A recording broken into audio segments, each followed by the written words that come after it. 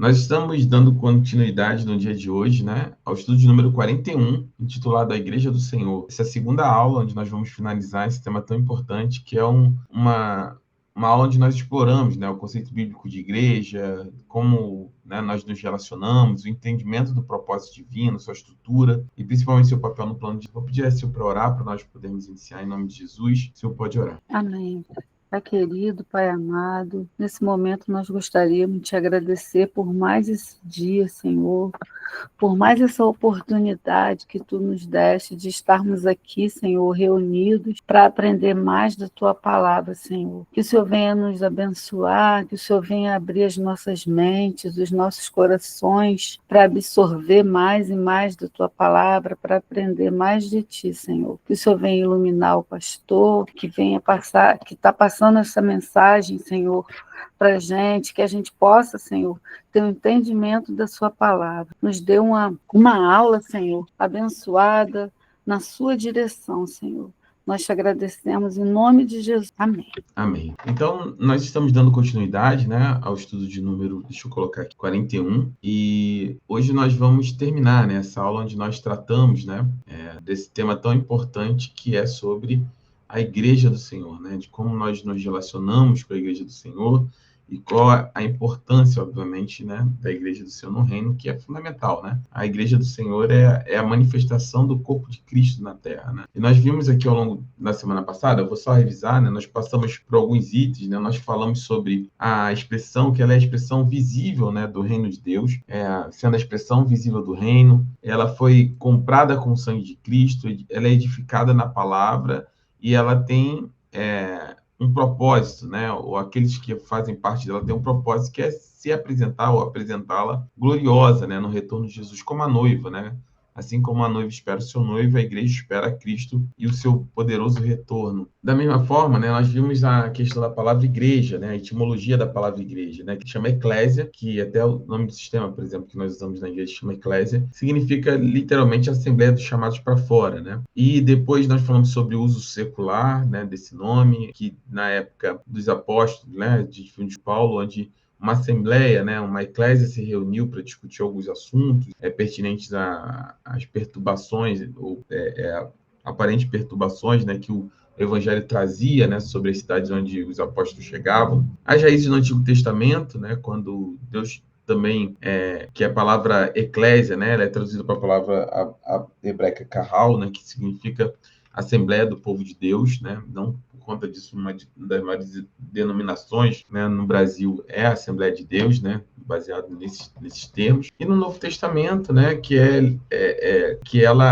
esse termo eclésia, que era um de uso comum, como assembleia, como tem Assembleia Legislativa, né, Assembleia de Deputados Federais, Assembleia Constituinte, uma reunião de pessoas, Assembleia de Condomínio, né, esse termo assembleia, né, ou eclésia aplicada à igreja, ela vem para definir a comunidade dos santos, né, salvos em Cristo Jesus e unidos pela fé e através do Espírito Santo. E aí nós falamos um pouquinho, né, sobre a Igreja Universal, né, não do Reino de Deus, mas a Igreja Universal em Cristo, e como você caminha ali em relação a esses pontos, né? Primeiro você começa com a observância, né, das ordenanças, depois a comunhão entre irmãos, a proclamação da salvação, a defesa da verdade e a glorificação de Deus, né? Então, tudo tem um propósito, né? Quando começamos através do batismo, né, ensino mandamentos e da ceia do Senhor, são as únicas duas ordenanças, nós já falamos sobre isso diversas vezes aqui na Escola de Discípulo, as únicas duas ordenanças que a igreja observa, a igreja protestante observa, que a Bíblia nos manda,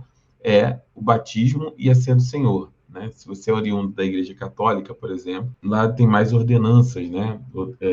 Ou também conhecidos como sacramentos, né? São 7 ou 9 sacramentos, mas na Igreja Protestante nós entendemos que a Bíblia só nos manda 2 grandes sacramentos ou 2 grandes ordenanças. Um é o batismo, né? E a segunda é a ceia memorial, a ceia do Senhor memorial. E quando você faz parte, né, da ceia memorial, porque já passou pelo batismo, né? Você entra na comunhão com seus irmãos, e aí o próximo passo, né, quando você entende o propósito do reino, você passa a proclamação da salvação, ou seja, anunciar as grandezas, né, daquilo que o Senhor fez na sua vida para outras pessoas, e se prepara através do conhecimento para a defesa da verdade, né, para falar sobre tudo aquilo que Deus tem ensinado e nos mostrado através da palavra, né, não aceitando vãs doutrinas, não aceitando heresias, né, nós, como bons obreiros do reino, nos capacitamos na palavra para defender a verdade, e isso tudo leva a um único propósito, que é a glorificação do próprio Deus. E aí nós falamos, se não me engano, nós paramos aqui, né, falando sobre a igreja local, né, porque você tem o propósito da igreja universal, que é a igreja de Cristo como um todo, no mundo inteiro, né, todos os santos, todos aqueles que são nascidos de novo, e você tem a especificidade da igreja local. A igreja local é pastoreada por um pastor local e tem uma especificidade para essa igreja, né? Primeiro ponto é que ela precisa ser submissa à palavra de Deus. O mais importante é que, para você saber se uma igreja local ela é uma igreja bíblica, uma igreja vamos dizer assim, guiados e norteados pelos cristãos protestantes, a primeira coisa é a submissão à palavra, né? Toda a escritura, 2 Timóteo 3, 16, 17, diz, né? Toda a escritura é inspirada por Deus. Deixa eu até colocar aqui. Toda a escritura é inspirada por Deus e útil para o ensino, para a repreensão, para a correção, para a instrução da justiça e para que o homem de Deus seja apto e plenamente preparado para toda a boa obra. E 1 Tessalonicenses diz, no capítulo 5, versículo 2, examinem tudo, retenham o que é bom e afaste toda forma do mal. Eu quero trabalhar um pouquinho esses dois textos agora no início. Vou começar de trás para frente, por Tessalonicenses. Percebam que o apóstolo Paulo dá uma diretriz, né? Ele diz, olha, examinem tudo, ouçam tudo, e examinem, e analisem, mas retenham somente aquilo que é bom e afaste de toda forma do mal. Se você tem como um filtro, né? Se você tem na boca desse filtro, examinem tudo, ou seja, ouçam, examinem, analisem tudo, retenham só o que é bom. Então, para você reter só o que é bom, deixar passar aquilo que não é bom, implica que você precisa ter um filtro, né? Uma forma de filtrar aquilo que é bom daquilo que não é bom. E isso vai te afastar de toda forma do mal. E qual é esse filtro que faz com que nós retemos o que é bom e rejeitemos o que é mal? É a palavra de Deus. Por isso que o conhecimento da palavra do Senhor ele é tão importante, é fundamental para a vida cristã. A Bíblia já fala, né, que o povo de Deus perece por falta de conhecimento, né, ou por não conhecer as Escrituras. E isso é um fator bastante relevante, ainda mais no contexto que nós vivemos, né, principalmente nós do ministério, somos pentecostais. Então, é comum no meio pentecostal ter uma ênfase, né, o Pentecostes, em detrimento de um maior conhecimento, um maior aprofundamento da palavra. Nós já falamos aqui na Escola de Discípulos também, e volto a repetir, quem nunca ouviu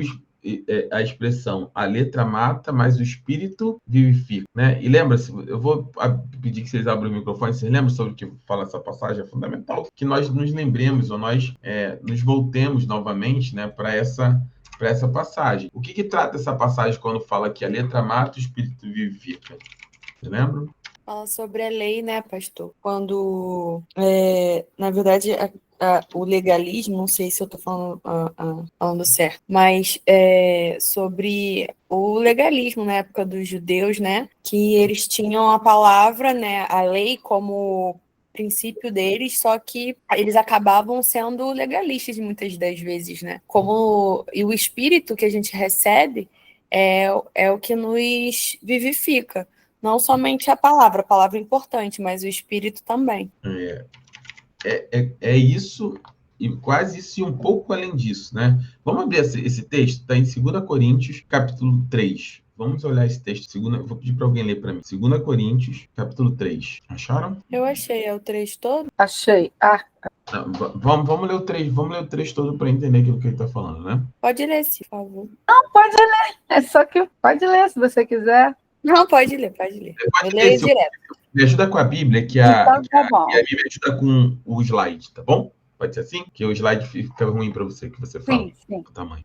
Partido 1. Isso. Será que com isso estamos começando a nos recomendar a nós mesmos novamente? Será que precisamos, como alguns, de cartas de recomendação para vocês ou da parte de vocês? Vocês mesmos são a carta, escrita em nosso coração, conhecida e lida por todas. Vocês demonstram que são uma carta de Cristo, resultado do nosso ministério, escrita com tinta, mas com o Espírito de Deus vivo, não em tábuas de pedra, mas em tábuas de corações humanos. Tal é a confiança que temos diante de Deus, por meio de Cristo. Não que possamos reivindicar qualquer coisa com base em nossos próprios méritos, mas a nossa capacidade vem de Deus. Ele nos capacitou para sermos ministros de uma nova aliança, não da letra, mas do Espírito, pois a letra mata, mas o Espírito vivifica. O ministério que trouxe a morte foi gravado com letras em pedras, mas esse ministério veio com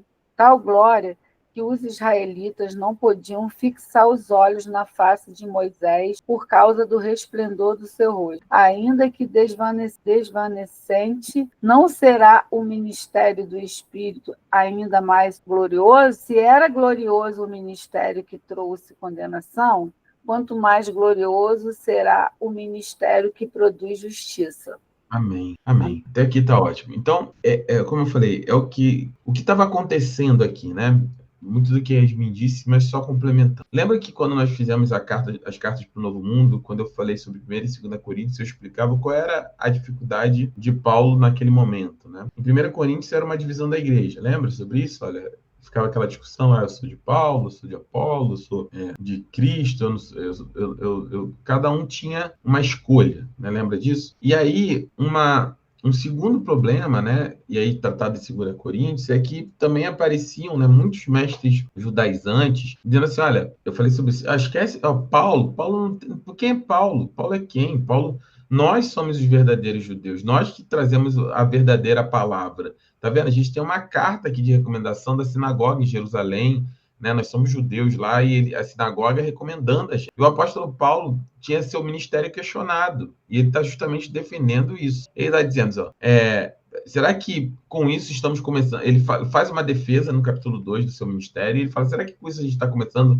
a nos recomendar novamente a vocês? Ele fala, será que eu preciso, né, como alguns, como essas pessoas de cartas de recomendação para vocês, da parte de vocês, né? E ele fala, vocês mesmos são a nossa carta, escrita em nosso coração e conhecida e lida por todos. Ou seja, o ministério que nós vivemos, ele é expressado, né? Um bom ministério, ele é expressado nos frutos que ele produz. Isso que o Paulo está falando. Olha, a minha carta de recomendação são vocês. Vocês eram pecadores, caídos, perdidos, distantes de Deus, inimigos de Deus, mas agora vocês são crentes, nascidos do Espírito, nascidos de novo, com dons espirituais. Isso já mostra para as credenciais necessárias para mostrar qual é a origem daquilo que eu faço, né? E aí ele fala, olha, vocês demonstram que são uma carta de Cristo, resultado do nosso ministério, escrita não com tinta, mas com o Espírito de Deus, com o Espírito do Deus vivo, não em tábuas com pedra, nem em tábuas de corações humanos, mas em tábuas de corações humanos. Diz, olha, lá atrás, né, houve uma recomendação, era escrita em pedra, ou seja, nas tábuas da lei mosaica, mas agora vocês foram... essa carta, né, de Cristo, ela é escrita em corações humanos, em tábuas dos próprios corações humanos, né? Aquilo que apontava lá atrás, por exemplo, a Arca da Aliança, que carregava a presença de Deus, que carregava a lei de Deus dentro dela, em tábuas de pedra, agora ela não existe mais, não é necessária mais, porque a nova arca que carrega a nova aliança, a antiga aliança era dentro daquela arca. A nova aliança é carregada também numa arca. Quem são essas arcas? Somos nós. Cada um de nós somos arcas da aliança, no sentido que carregamos dentro de nós a nova aliança que foi escrita em nossos corações através do Espírito e carregamos cada um de nós, a exemplo da arca no Antigo Testamento, a presença e a manifestação do próprio Deus vivo. Ou não é assim? Ou nós não temos em Cristo a entrada através de um novo e vivo caminho até a presença de Deus? Lembra quando eu falei aqui sobre o tabernáculo, que eu mostrei que tinha o pátio, o ato externo, o santo lugar e o santo dos santos, e no santo dos santos somente o sacerdote, uma vez por ano, podia entrar, e agora em Cristo Jesus o véu foi rasgado, e agora todos nós podemos entrar, né, no santo dos santos, na presença do Deus Altíssimo, e carregamos dentro de nós a lei que antes estava externa, porque o próprio Senhor prometeu. Chegará o tempo que eu escreverei a minha lei, não em tábuas, mas em corações, né? No corações humanos. Eu gravarei minha lei em corações humanos. Então, o que o Paulo está falando, ele fala, olha, então essa aliança escrita na pedra, ela mata. Por que ela matava? Se você ler Romanos, você vai entender. porque ele fala, quando ele fala da lei, ele fala, por acaso a lei é ruim? De maneira alguma. Mas a lei expôs o pecado, e ao expor o pecado, ele nos condenou. Lembra? Eu sempre dou esse exemplo, desde os primeiros dias do Seminário Teológico de Base, eu falo do exemplo do filho, né, que está pulando no sofá. Se a mãe não fala nada, chega em casa, né, e ele está pulando no sofá, não tem muito o que fazer, porque nunca foi advertido. Agora, se a mãe fala, olha, não quero que pule no sofá, está proibido pular em cima do sofá, e ela chega em casa, ele está pulando no sofá, ele contrariou a lei, ele contrariou uma ordem direta e ele vai receber o castigo por aquilo que ele fez. Ó, se você subir no sofá, eu vou te colocar de castigo, ou vou te dar uma chinelada, ou vou uma correção. Então, quando você se torna consciente do erro, quando erra, quando você opta pelo erro, você também está, consequentemente, você está exposto à condenação ou a sofrer sanções por aquele erro. Da mesma forma, a lei. Antes da lei, ninguém sabia que não podia subir no sofá, né? Entre aspas, não sabia quais eram as regras que Deus exigia de nós no relacionamento com ele. Quando a lei vem, a lei expõe, informa, e quando ela informa, ela expõe o pecado. Ela diz, olha, a partir de agora isso é pecado, isso é o que Deus espera. Só que o objetivo da lei era produzir vida, mas pela nossa incapacidade humana e pela nossa natureza caída, adâmica, nós éramos incapazes de cumprir a lei. Então, logo, aquilo que era para trazer vida, logo gerou morte. E por isso que ele fala, a letra mata. Aquilo que estava lá atrás, escrito na pedra, a letra mata. Versículo 6. E ele nos capacitou para ser ministro de uma nova aliança, não daquela, não da letra, mas do Espírito. Pois a letra mata e o Espírito vivifica. Porque uma vez que chega a nova aliança, agora nós podemos viver em comunhão com Deus, baseado no sacrifício substitutivo, lembra dessa palavra? Substitutivo de Cristo na cruz do Calvário. E uma vez que esse sacrifício substitutivo na cruz do Calvário nos habilita para estarmos na de Deus, ainda mais quando nós cumprimos a segunda ordenança, uma das ordenanças, perdão, que é o batismo. Quando nós nos batizamos, nós morremos para o mundo e nascemos para Deus, de maneira que, como diz em Gálatas, já não vivo mais eu, mas Cristo vive em mim. Então, a única forma de nós podermos viver essa aliança com Deus é Cristo vivendo ela através de nós. E como é que Cristo vive ela através de nós? Jesus nos prometeu. Olha, eu vou, né, nós lemos João 14 no último Conexão, baseado na palavra que eu tinha levado no culto, dia da preparação da inauguração da igreja. E Jesus fala, olha, eu vou, mas é necessário que eu vá para que eu envie para vocês o Consolador. E ele vai guiar vocês em toda a verdade. Então, o Espírito nos conduz à vida, enquanto a letra nos conduzia à morte. Então, quando nós falamos sobre isso, né, que toda a escritura, né, ela é inspirada por Deus e útil para o ensino, o que eu gostaria de destacar aqui, né, em relação a isso, é a importância da palavra, primeiro, como eu falei em Tessalonicenses, como filtro, e segundo, tem muito cristão que para somente na primeira parte, né? Toda a escritura é inspirada por Deus e é útil para o ensino, né? Então, só útil para o ensino. Não, mas a Bíblia continua. Ela é para repreensão, ela é para correção, ela é para instrução na justiça, para que o homem de Deus esteja plenamente apto para toda boa obra. Então, parte do processo cristão passa pela instrução, correção, repreensão, né? Muitas pessoas se sentem melindradas, né, ao ser repreendidas, ou a ser corrigidas, ou a serem instruídas, quando é necessário, né, faz parte do processo de conhecimento da palavra, a própria palavra nos leva a isso, e, obviamente, a própria caminhada no Evangelho nos leva a sermos ajustados conforme aquilo que está escrito na palavra.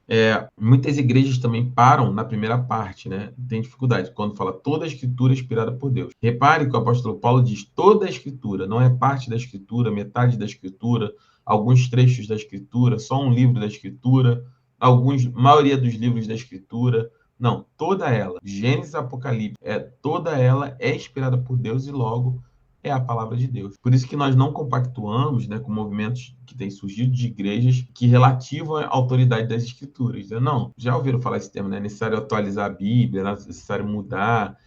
Não, essa parte serve, aquela parte não serve. Onde é que caminham as seitas heresias? Justamente nessas tentativas de minimizarem ou de descartarem alguns trechos bíblicos, né? Então, você usa, né, como por exemplo, o kardecismo, né? Não, na casa do meu pai tem muitas moradas. Aí defende, não, tá vendo? Muitas moradas são várias vidas que nós reencarnamos diversas vezes. Se você já acompanhou próximo disso você vai entender o que eu estou falando. Mas ignora outros trechos, como o discurso do Senhor a Nicodemos, que fala, olha, ao homem é permitido morrer uma única vez depois do juízo. Não tem uma segunda vida, uma segunda chance. Então, quando nós estabelecemos e conhecemos a palavra, tudo se torna mais fácil. Estar submisso à palavra é o papel da igreja local, assim como o ensino da palavra também é o papel da igreja local. Vocês entenderam até aqui? Para que não haja dúvida? Sim. Sim, tá claro? Sim, pastor. Então, a segunda parte é que ela é guiada pelo Espírito Santo, né? Como eu falei, né, João 16:13, quando o Espírito da verdade vier, ele guiará em toda a verdade. Não falará de si mesmo, falará apenas do que ouvir, e lhes anunciará o que está por vir. E vocês, porém, não estão sob o domínio da carne, né? Mas do Espírito, se o Espírito de Deus habita em vocês. Se alguém não tem o Espírito de Cristo, não pertence a Cristo. Então, uma das características fundamentais da igreja local é, primeiro, o Espírito conduz a igreja, né, em toda a verdade. E segundo, a submissão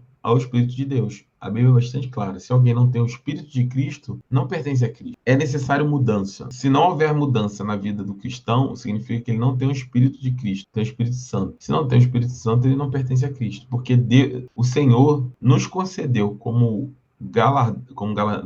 garantidor o Espírito, né? Eu vos enviarei o Espírito, o Consolador. Então, todo aquele que tem Cristo tem o Espírito, e todo aquele que tem o Espírito é conduzido a toda a verdade, e todo aquele que é conduzido a toda a verdade tem mudança de caráter e de postura. Não tem como ser a velha criatura sendo exposto ao Espírito do Senhor e tudo aquilo que ele nos ensina. Então, o serviço à comunidade. Só um minutinho.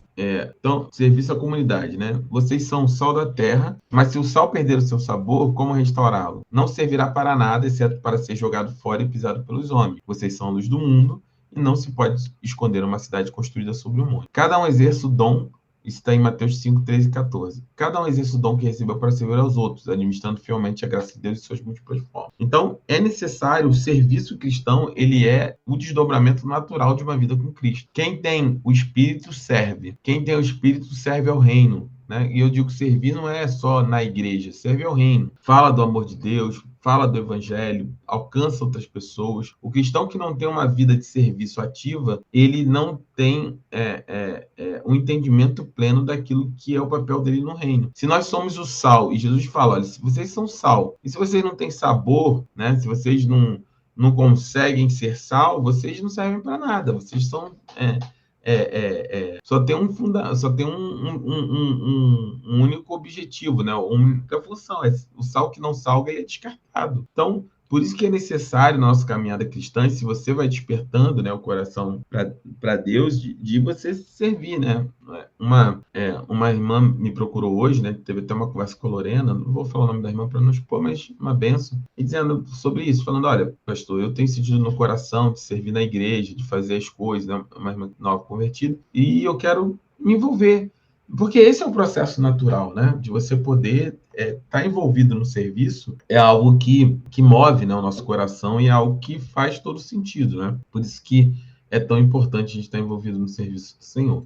E por fim, né, como eu já tinha colocado, né, o crescimento em maturidade, né? Então, a necessidade, né, até que todos alcancemos a unidade da fé e do conhecimento do Filho de Deus e cheguemos à maturidade, atingindo a medida de plenitude de Cristo. Efésios 4:13. E em 2 Pedro 3:18 fala, antes cresçam na graça e no conhecimento do nosso Senhor e Salvador Jesus Cristo. A ele seja glória, agora e para sempre. Amém. Então, crescimento espiritual, né, maturidade espiritual, ela é fundamental na vida do cristão. Não existe, como nós encontramos, você encontrar pessoas que, quanto tempo você é crente? 20 anos. Mudou alguma coisa? Nada. Sabe alguma coisa? Não sei nada. Pessoas que não se dedicam ao conhecimento, pessoas que são preguiçosas, pessoas que acham que culto é só ir lá tomar uma oração. Essas pessoas não nasceram de novo. Precisam ter os seus olhos abertos. Existe uma grande chance de elas não terem nascido de novo. Elas não entenderam o que é o reino. O reino é ser salvo, ganho, transformado, crescer e servir. Esse é o reino. O reino é de Deus. E nós servimos ao Senhor do reino. E o reino tem um propósito. O reino é fazer a obra de Deus, que é alcançar o perdido. É simples assim. Eu não estou dizendo que a pessoa precisa abandonar tudo que ela faz e viver somente para isso. Mas um crente nascido de novo, que não tem o desejo de se envolver na igreja, ele precisa refletir seriamente sobre sua posição e sobre sua fé em Cristo, que existe alguma coisa de errado. E aí, né, em Atos 9:31, né, fala, a igreja toda a Judéia, Galileia e Samaria vivia em paz, sendo edificada e encorajada pelo Espírito, crescia em número, vivendo no temor do Senhor. Repare, né, que exemplo, eu separei esse texto de Atos 9:31, assim, exemplo de Atos 2, 42, se não me engano, 41, que onde há o Espírito, há claramente o crescimento em número, né? A igreja saudável, ela cresce, ela precisa crescer. Pode ser um crescimento mais lento, mais sustentável, né? Não só o crescimento chancela uma igreja sendo uma igreja bíblica, saudável, mas também a falta de crescimento chancela que a igreja tem alguma dificuldade. É normal, é natural que a igreja cresça. Poucos, mas ela precisa crescer, ela precisa avançar, ela precisa ter pessoas que são acrescentadas, né? Vivendo no temor do Senhor. Esse é o papel da igreja sempre. Então, em 1 Coríntios fala, né? Assim como o corpo é um, embora tenha muitos membros, todos os membros sendo um, formam um só corpo, assim também com respeito a Cristo. Então, ela é a unidade do corpo e, por fim, né? De que maneira, né, a sua igreja local, né, tem uma submissão à palavra de Deus, direção do Espírito Santo, como ensina as Escrituras, né? Através do zelo, né, pela palavra, através do cuidado com os santos e através de uma comunhão dentro da igreja. Essa é a igreja bíblica, né? Perceba que, quando fala sobre a igreja era edificada e encorajada pelo Espírito, crescia em número, vivia no temor do Senhor, vivia em unidade como um só corpo, e também é necessário que haja esse crescimento, né? Essa submissão ao corpo de Cristo, do corpo de Cristo a Cristo, ao Espírito Santo, né? Que é o Espírito do Senhor, e haja o crescimento. Então, quando nós avaliamos uma igreja local, qualquer que seja ela, você precisa ter esses fatores em tela, né? Para você entender. Será que essa igreja é guiada pelo Espírito? Será que tem crescimento aqui em maturidade? Será que tem uma vida em comunidade, serviço em comunidade? Será que a palavra é pregada? Se você aplicar esses critérios, né? A grande maioria das igrejas que tem se desvirtuado aí, né, do propósito, né, que são grandes igrejas que têm se afastado do propósito de Deus, ou se dizem igrejas, né, você vai ver que falta uma ou muitas dessas situações. Por exemplo, igrejas onde o culto é baseado em revelação do profeta. É o tempo todo o profeta lá, o apóstolo, o bispo, quem quer que seja, só falando, revelando o nome, CPF, cantando musiquinha do mundo e fazendo isso aqui. Irmãos, esquece. Não precisa ter medo de, será que não é de Deus? Não é, meu irmão. Não é. Porque a igreja de Cristo, ela é pautada no conhecimento da palavra. O papel pastoral, o papel da igreja local é o ensino. Você não pode viver obscurecido sem conhecimento da palavra. E você pode ver que a maioria dessas igrejas neopentecostais que se afastam do Senhor, elas nem escola bíblica dominical elas têm. Você vai ver a grande maioria delas nem tem escola bíblica dominical. Entenda por escola bíblica dominical qualquer estrutura de ensino, né? Como a nossa, que não tem escola bíblica dominical no domingo, pelo menos, mas tem um seminário teológico de base uma vez por semana para crescimento da igreja, né? Eu não estou falando de curso de formação de obreiros, de novos obreiros, de novos pastores, porque isso é uma formação em cadeia, né, de discípulos para abrir e expandir a obra. Mas eu estou falando literalmente da formação de caráter cristão na igreja, de conhecimento da igreja. Porque onde tem conhecimento, tem questionamento. Se tem questionamento e você tem uma prática não bíblica, você vai acabar sendo afrontado por aqueles que estão aprendendo mais do Senhor. Alguma dúvida até aqui? Não, pastor. Não? Então vamos lá. Vou pedir para a Yasmin ler, você pode me ajudar, Yasmin? Posso. Peraí, desculpa. A centralidade cristológica da igreja. O amor de Cristo pela igreja... Cristo ama a igreja. O amor de Cristo pela igreja é sacrificial e incondicional, sendo modelo para todos os relacionamentos dentro do corpo. Maridos amem suas mulheres como Cristo amou a igreja e entregou-se por ela para sacrificá-la. Eu só queria comentar esse texto, né? Porque assim, o amor de Cristo incondicional e sacrificial é um modelo para todos os relacionamentos dentro do corpo de Cristo, não somente para o marido e a mulher. Eu dei esse exemplo que é, né, um dos mais importantes, mas lembre-se, no texto de João 13, 14, que nós falamos, no João 14, né? No 13, 14, 15, Jesus vai falar sobre isso também. Quais são os 2 mandamentos que a Bíblia dá? Jesus resume os 10 mandamentos em 2. Quais são eles? Amar a Deus sobre todas as coisas e amar o próximo como ele amou, como ele nos amou. Não, é quase isso, mas vamos lá. Amar a Deus sobre todas as coisas e amar ao próximo como a ti mesmo, certo? E aí, lá em João 14, 13, 14, ali, se não me engano, acho que é 14 mesmo, ele faz uma reformulação de um desses mandamentos. Amar a Deus sobre tudo que tem, e do segundo ele reformula. E ele dá um novo mandamento que pode falar, Yasmin, é isso que você tinha falado. Amar ao próximo como ele nos amou. Exatamente. Então ele reformula esse segundo mandamento e nos dá uma nova diretriz. Ele fala, agora o padrão não é amar como a ti mesmo, mas amar como eu amei vocês.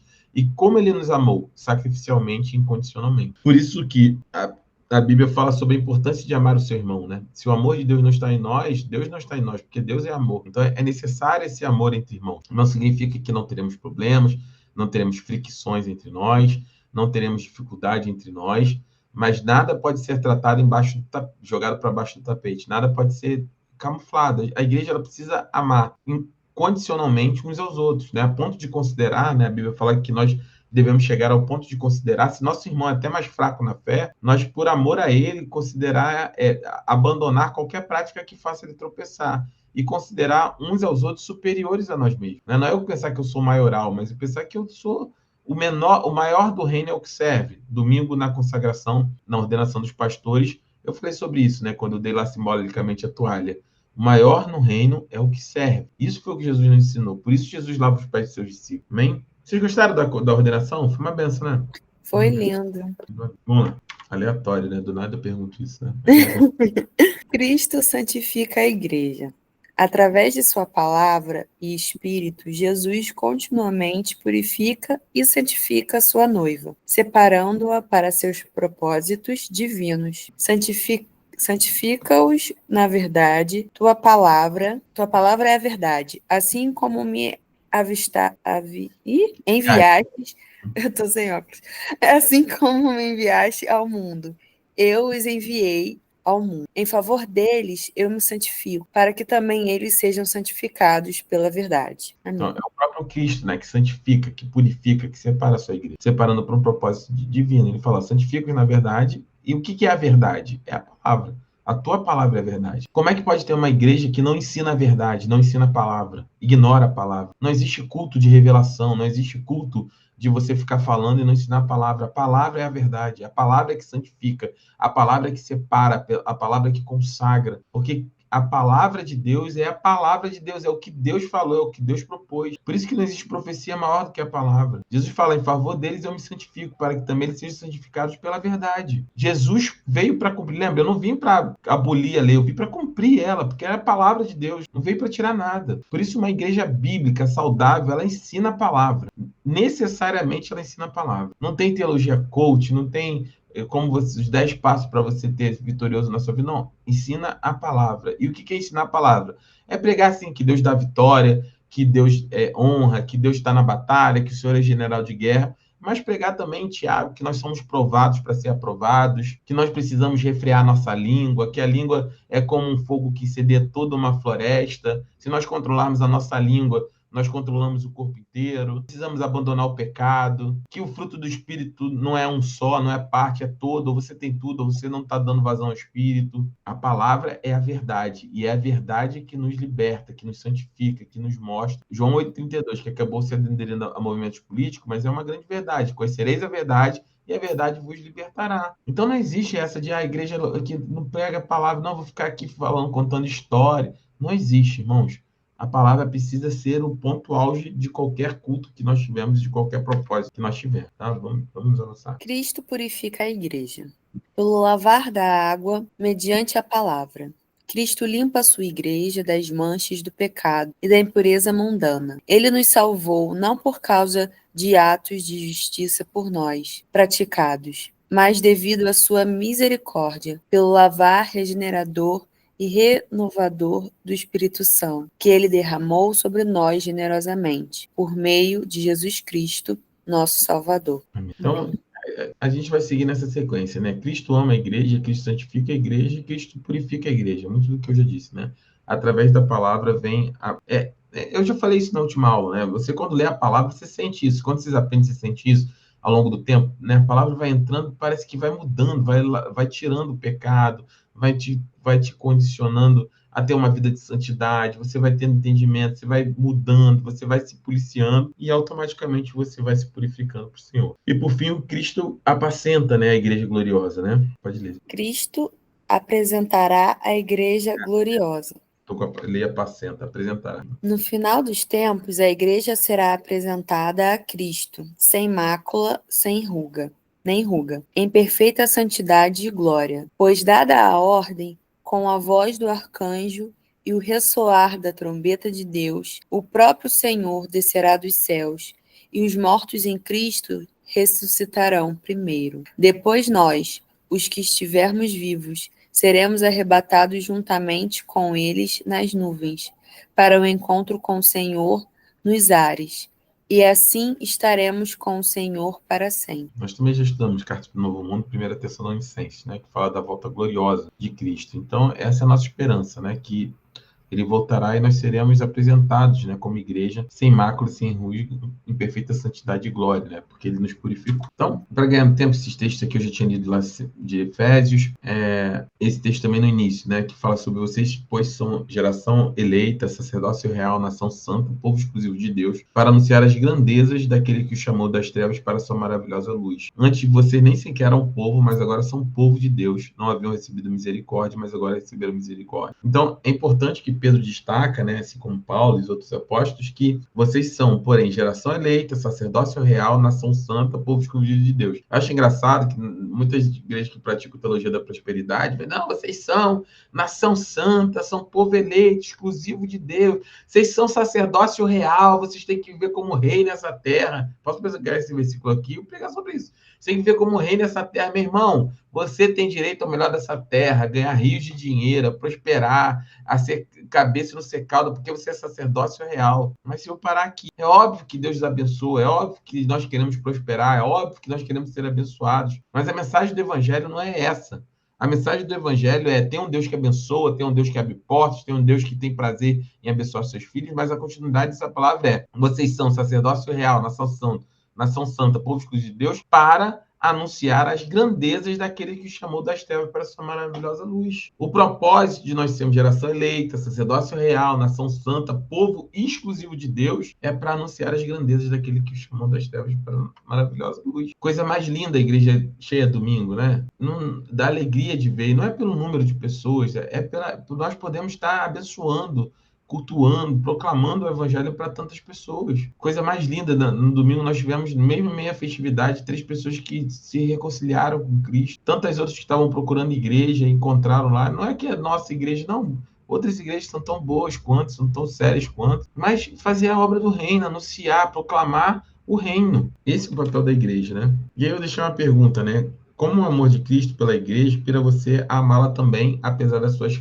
imperfeições visíveis? Eu gosto muito de não gosto, né, na verdade, né, mas eu ouço muito, né, e gosto de refletir possível, sempre assim, não, as pessoas que não se envolvem na igreja falam assim: a igreja é complicada, né, a igreja é complicada. É uma pessoa muito próxima que fala sempre isso, né, a igreja é complicado isso aí, igreja crente, né, é complicado, claro que é complicado porque eu sou complicado, porque você é complicada, porque todo mundo junto aqui é muito complicado. Mas a igreja, ela não é perfeita, ela tem imperfeições visíveis. Mas o fato não é, a ótica não é olhar as imperfeições ou transformar a igreja numa igreja perfeita. A ótica é amar a igreja e se sacrificar e ter um amor incondicional por ela, como Cristo teve por ela. Jesus amou a igreja, Jesus amou o Lúcio, Jesus amou a Sil, Jesus amou a Mari, o Marcos, a Lorena, a Yasmin, a Tatiana, com as suas imperfeições, com as minhas imperfeições que permanecem, apesar de nós estarmos já caminhando com Cristo há tanto tempo. Ou você é perfeito? Como é que, se somos um corpo, onde cada um é como se fosse uma célula, um membro,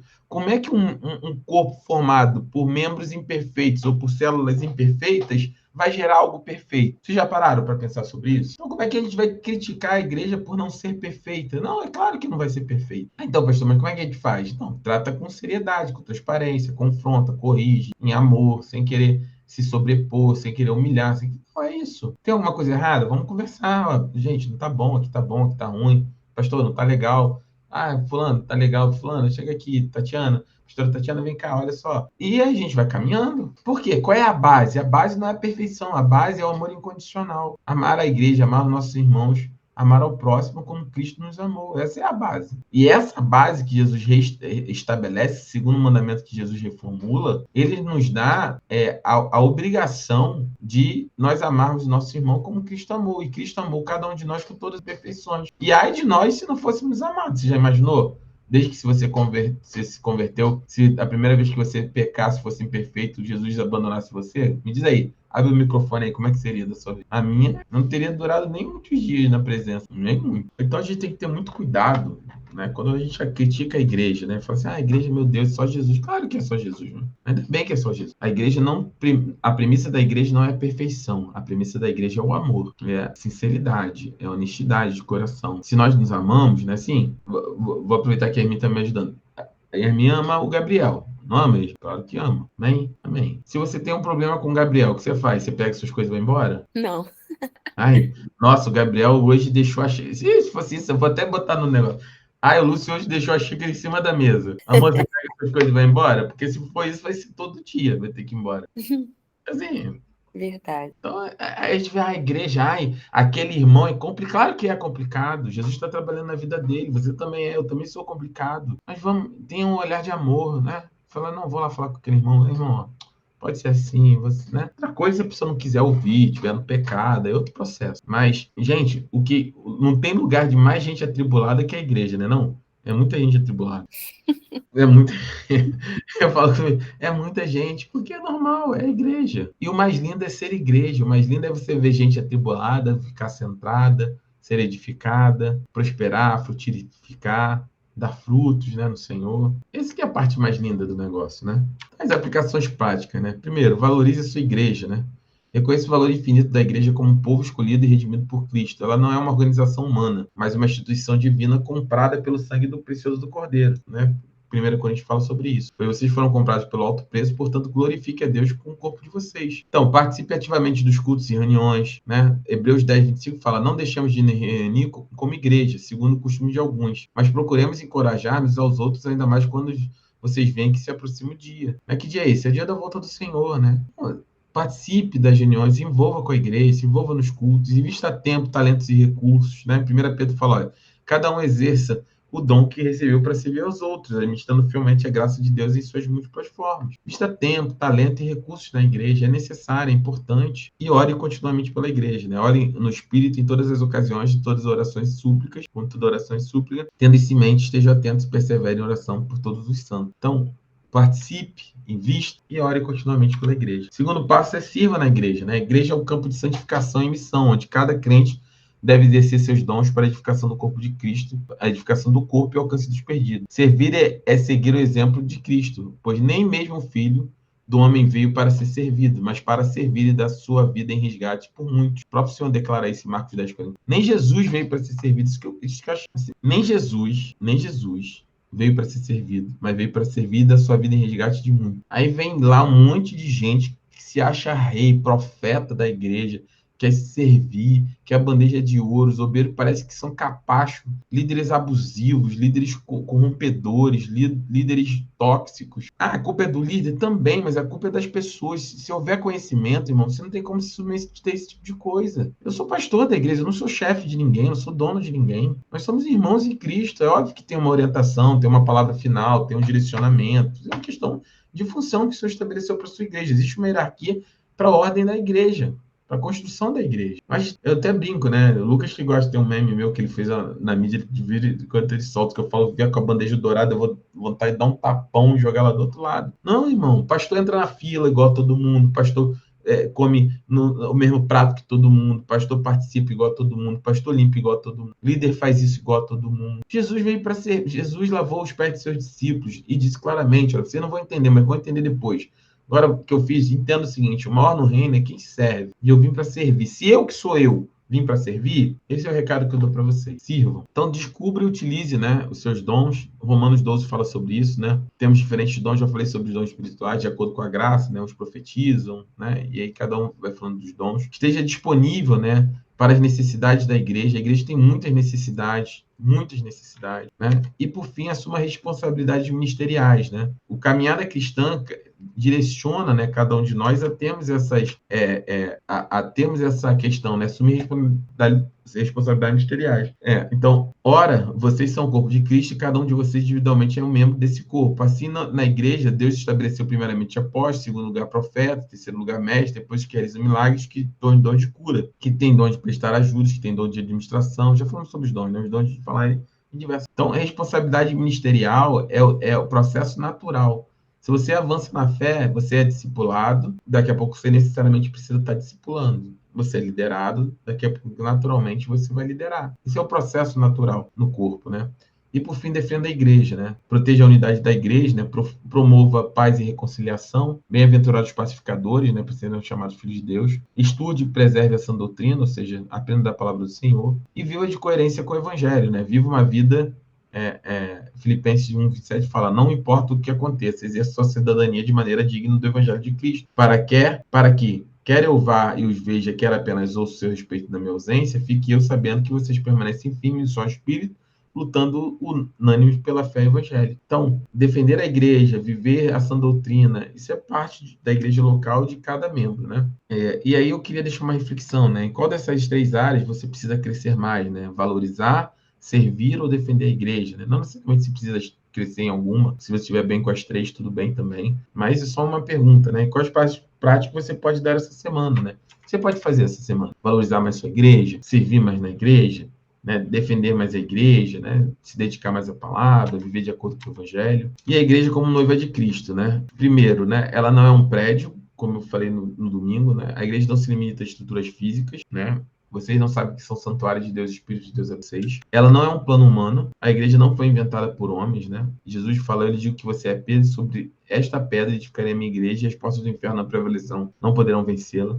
A igreja pertence ao Senhor. Ela não foi o homem que criou a igreja. Como eu falei domingo na nossa inauguração. A igreja não se abre, a igreja é plantada. Se ela é pelo Espírito, ela é plantada. Então ela não é um prédio, ela não é um plano divino e, por fim, ela é uma agência do reino, né? A igreja manifesta o reino de Deus na terra. E aí a igreja é viva, santa e gloriosa, porque reflete o caráter do seu noivo, Jesus Cristo, como corpo de Cristo, né? Templo do Espírito Santo. E ela é o organismo divino que manifesta a presença de Deus no mundo. Cristo amou a igreja, entregou-se por ela para santificá-la. Já li nesse texto de Efésios, né? Tendo purificar para lavar da água mediante a palavra. Então, eu coloquei aqui, né? Perguntas de reflexão. Como a compreensão da igreja como noiva de Cristo, né? Preparada como uma noiva adornada por seu marido, transforma sua visão sobre a importância da santidade e da fidelidade na vida cristã. Então, entendendo que você é noiva de Cristo, né? Que é Jesus que nos prepara e que nós precisamos ser uma noiva adornada, né? Preparada, né? Imaculada, sem rusga, sem marca. Imagina, vou pegar o seu exemplo de novo, Yasmin, tá? Você me desculpa, mas no casamento de Yasmin, no casamento de Yasmin, né? Poxa, quem estava lá, a Lorena estava lá, a pastora estava lá, a gente estava lá, né? O ponto auge da festa é a noiva. Yasmin entrou linda de noiva, com um vestido lindo, imaculada, né? Perfeita. Agora imagina Yasmin sentasse lá, Yasmin toda rasgada, toda suja, barra do vestido todo amarelado, cabelo todo para cima, desgrenhado, todo fora de... Imagina isso. Gabriel olhar e falar, peraí, de onde você está vindo? Você está brigando com um gato? Você está brigando com um cachorro? O que está acontecendo? É uma coisa muito errada. Porque o noivo espera o quê? O auge para um noivo é ver a sua noiva, né? E a noiva, ela precisa estar linda, adornada, preparada, né? É isso. Minha esposa, modéstia à parte, quando ela entrou na igreja, meu coração quase parou, né? E eu que falo muito, fiquei sem palavras. Estava linda, estava com cabelão, estava toda adornada. Eu falei, nossa, Jesus foi bom comigo. Porque eu assim, trabalhei, me esforcei, nos esforçamos juntos, né? Para fazer um casamento lindo, mas o auge de tudo era a entrada dela. Né? E, obviamente, o selar com um sim, né, entre nós dois, mas essa é a expectativa. Agora, imagina a pastora Tatiana entrar na igreja, né, de calça jeans rasgada, com uma blusa suja, falar, cheguei para casar aqui, tô aí, vamos casar? Bora casar? Pode parecer brincadeira, mas tem muita noiva que quer chegar, que chega assim diante do Senhor, de qualquer maneira. Acha que a vida cristã é assim, e não é. Então, né, a pergunta é para reflexão, né, primeiro sobre sua contribuição pessoal, né, como você tem contribuído, né, para a sua igreja local, para que sua igreja local glorifique a Cristo em todas as ações e decisões. Né? O segundo, né, compromisso com a missão. De que forma você tem participado ativamente da grande comissão através da sua igreja local, né? Como é que você tem ajudado o reino, falado do amor de Cristo. Terceiro, né, a comunhão genuína, né? Como você tem cultivado relacionamentos profundos e autênticos com outros membros do corpo de Cristo. Às vezes fica muito uma patota ali, né? Mas tem tanta gente importante, né? Tanta gente legal para a gente conhecer na igreja. Cultivar relacionamentos é fundamental. E a sua fidelidade doutrinária, né? Qual tem sido o seu compromisso com o estudo, defesa e prática das verdades bíblicas fundamentais? Né? E aí eu coloquei, né? Essas perguntas nos desafiam a examinar nossa relação com a igreja não apenas como instituição, mas como corpo vivo de Cristo, do qual somos membros. Nosso compromisso com a comunidade da fé reflete nosso compromisso com o próprio Senhor, pois Cristo amou a igreja e entregou-se para santificá-la, como nós já lemos. E aí eu queria deixar um desafio adicional, né? reserve um tempo, né, cada um de vocês, essa semana, para anotar suas respostas a essas perguntas aqui que eu coloquei. Se quiser tirar um print da tela, eu coloco em cima. E compartilhar com o irmão, né, ou irmã de confiança, né, pedindo um feedback e oração também, né. Primeiro, em Tiago 5,16, né, fala que a gente confessa os nossos pecados uns com os outros e ore um pelos outros para sermos curados, né. A oração de justo é poderosa e eficaz. Mas se você tem caído ou errado em algum desses processos, né, procure irmão, confesse, fala, olha, não tenho andado assim, eu tenho andado diferente, eu não tenho muita comunhão com os irmãos, sabe? Só um exercício, né? Não é uma via crucis, não é um martírio, né? Só, né, se desafiar, né? Vira e mexe. A gente aqui em casa, por exemplo, a gente fica vigiando, né? Tem dia que a gente tá com menos paciência, mais paciência, com mais amor, com menos amor.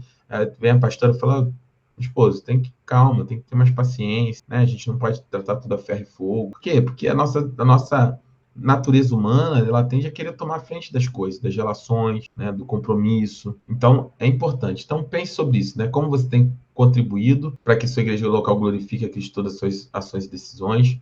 De que forma você tem participado ativamente da grande comissão, como você tem cultivado os relacionamentos e qual tem sido o seu compromisso com o estudo, defesa e prática das verdades. Bem? Então, e um compromisso sempre de oração, né? Oração pela igreja, né? Pelo amor da igreja, para a gente ter um amor profundo entre nós, que sirvamos com alegria e dedicação, compromisso, né? Que sejamos fiéis, né? Na igreja, comunidade de fé que nós servimos, e por fim, santidade, né? Para que nós possamos ter santidade como corpo de Cristo. Amém? Amém. Acho que por hoje é isso. Amém. Nós terminamos aqui o estudo 41. Esse estudo o foco dele, né? É trazer justamente essa reflexão, né? Da importância, né? Sobre o reino, sobre a igreja. Às vezes nem sempre a gente pensa como igreja, a gente pensa na igreja como um local para a gente ir, né? Eu vou lá na minha igreja. E hoje eu tenho que ir lá na igreja. Hoje tem culto na minha igreja. E a igreja é muito mais do que um local, né? Muito mais do que o prédio que nós temos agora novo, muito mais do que qualquer plano físico, né? A igreja, ela é espiritual. Nós somos igrejas e somos igrejas juntos, né? E somos igrejas separados individualmente e ao mesmo tempo juntos. E o processo de ser igreja passa por isso, né? Comunhão, serviço, trabalho na grande comissão, dedicação ao conhecimento da palavra, ao estudo, né? Às reuniões, aos cultos. Tudo isso é ser igreja, né? O sustento da igreja, dízimos e ofertas, tudo é ser igreja. Ser igreja não é estar somente no horário, né? No domingo, tal hora. Isso faz parte, mas não é o que determina ser igreja. Amém? Vamos orar para nós concluirmos. Se alguém tem alguma dúvida sobre o que eu falei, alguém quer fazer alguma pergunta, alguma observação? Amém. Pedir a minha esposa, então, para nós orarmos e encerrarmos a aula de hoje. Amém? Amém. Senhor Deus e Pai, quero te agradecer, Senhor, por esse momento, Deus de estudo, por esse momento, Senhor, meu Deus, de aprendizado, Pai, mais uma vez da Tua Palavra, Senhor, com grandes verdades, Senhor, meu Pai, com profundas riquezas, Senhor, meu Deus. Quanto a gente aprende, Senhor, meu Pai, nesse momento. E eu venho te pedir, Senhor, meu Deus, que essa aula, assim como as outras, Senhor, meu Pai, tem ficado marcado, Senhor. Que essa aula venha, meu Pai, ficar marcada em nossa mente, em nossos corações, Senhor, meu Deus. Que alcance, meu Pai, outras vidas, Senhor, meu Deus, através do YouTube. Que as pessoas tenham, meu Pai, direção, discernimento, meu Deus, do seu conhecimento, Pai. Que abra, Senhor, meu Deus, nossa visão, Senhor, meu Deus, espiritual, Senhor, meu Deus, em relação ao meu Pai, o que é verdadeiramente o Senhor, meu Pai, em nossas vidas. Vem te pedir, Senhor, meu Deus, que o Senhor venha nos dar uma noite tranquila, serena, abençoada, Senhor, de descanso. Obrigada por ter nos sustentado até aqui, Senhor Deus, mais um dia, Senhor, de trabalho, Senhor, meu Pai, mais um dia, Senhor, meu Deus, de vida, Senhor, meu Pai. E o Senhor, Deus, derramou todas as suas bênçãos, Senhor, meu Pai, nos guardando, Senhor, até esse momento. Vem te pedir, Senhor, meu Deus, que o Senhor venha abençoar cada um que aqui está, Senhor. Toma a saúde, meu Pai, da Mariana, Senhor, meu Deus, em nome de Jesus, Senhor. Que iniciamos essa aula, Senhor, meu Pai, não estava se sentindo bem. Pai, alcance a vida da tua serva. Assim eu te peço, meu Pai, alcance a vida de cada um aqui presente, Senhor. É o que eu te peço, te oro e te entrego em nome de Jesus. Amém. Amém. Amanhã, então, quinta-feira, nós temos culto online, né? Quinta-feira. Não. Acabou, né? Acabou. Quinta-feira não temos culto online. Amanhã, quarta-feira, 19h30, nosso primeiro culto Busca MD. Nossos cultos agora têm temas diferentes. Chamava culto presencial e culto online, né? Agora, culto de quarta-feira se chama Busca MD e domingo Celebração MD.